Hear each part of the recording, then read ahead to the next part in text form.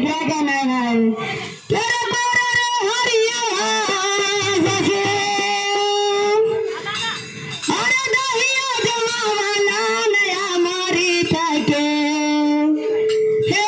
हमारे तके सासो दे हानन जोरा नाम है हमारे तके सासो दे हानन जोरा नाम हमारे तके सासो दे हानन जोरा नाम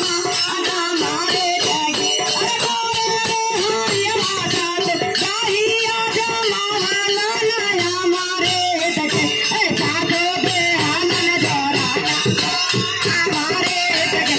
सासो दे हानन जोरा नाम आया हमारे तके सासो दे हानन जोरा नाम आया हमारे तके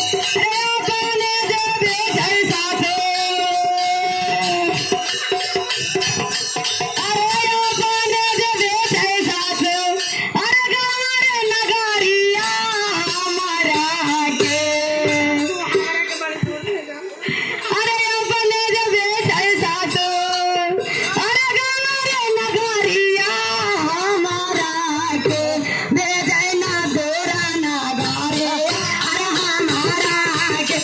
बेजै जामुना के नारावा अरे हमारा के बेजै जामुना के नारावा अरे हमारा के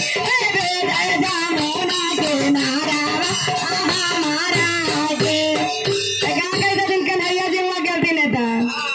कि अरे बूढ़ियन के अरे चाची के कहता थी कि पार कर दो कि हम तो हमनी के कहता थे देखो कृष्ण भगवान का कहता थे अरे बूढ़ियन के अरे पार जे करवै जवान के हे जवान के हम तो काना पर बैठाए